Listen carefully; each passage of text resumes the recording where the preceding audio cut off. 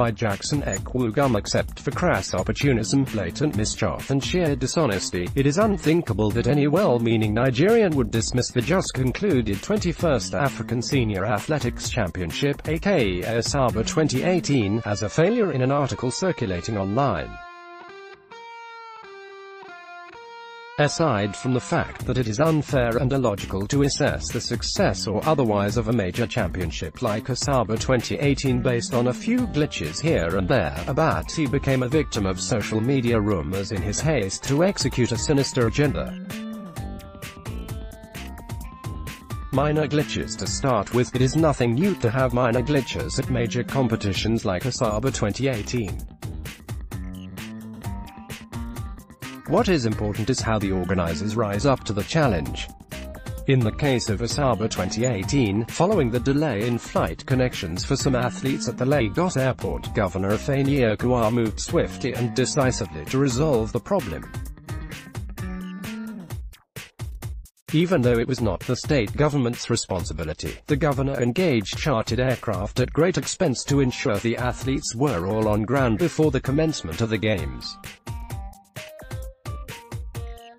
The structures and processes put in place by the governor also ensured that all the athletes were safely and swiftly evacuated from Asaba without any incident or complaint. As a testament to Okowa's vision, quick thinking and exemplary leadership. It is also circulating online that the team from Tanzania left Nigeria in disappointment. But Tanzania did not participate in the tournament. So how could this have happened? It goes to show that you cannot believe everything you read on the social media. Secondly, by the time the games commenced, the initial disappointment caused by the airport delay had become a distant memory. And some of the athletes and visiting journalists changed the tune. For instance, Wesley Bottin, one of the journalists, tweeted, "After a horribly wobbly start, the local organizing committee really pulled through today at the African Championship. So it is highly disingenuous for one to harp on comments that had been overtaken by events. In fact, it reeks of outright mischief and deep-seated prejudice." Thirdly, there were reports of the tracks being terrible, with bumps and potholes in a newly completed stadium. Some of the athletes even pointed out that they were afraid of being injured, so they had to run carefully.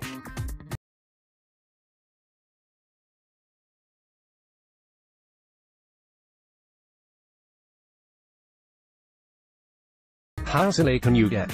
Of course, it is not true that there were bumps and potholes on the tracks. They were certified fit for use by the International Association of Athletics Federation (IAAF) and the Confederation of African Athletics weeks before the games commenced. There are rules guiding international athletic competitions, and Asaba 2018 was not an exception. Regrettable and avoidable. As I mentioned earlier, glitches, while regrettable and avoidable, are nothing new in major sports competitions. I will cite a few examples. For the same African Senior Athletics Championship in Kenya in 2010, the warm-up tracks were not ready by the time athletes arrived for the competition. Eventually, they were not available throughout the games despite promises to that effect by the organizers. The Atlanta 1996 Olympics was beset with transportation problems. There were reports of buses not showing up or arriving late to convey athletes and journalists. Some athletes were stranded and many of them subsequently left the Games village. Games officials blamed the problem on communication lapses, explaining that many of the drivers did not know the way around the city because they were recruited from other states, cities. There was even a security breach as a man with a fully loaded gun was found inside the stadium despite assurances that the Atlanta Olympics would be the safest ever. Similarly, the opening ceremony of the Winter Olympics in Vancouver did not go as planned. At the tail end of the 3-hour show, one of the 4 pillars designed to rise from the stadium floor and form the Olympic cauldron malfunctioned. As a result, speed skater Katrina Lamadone could not join the other star sports celebrities, which included NBA Hall of Famer Steve Nash, to light the Olympic torch.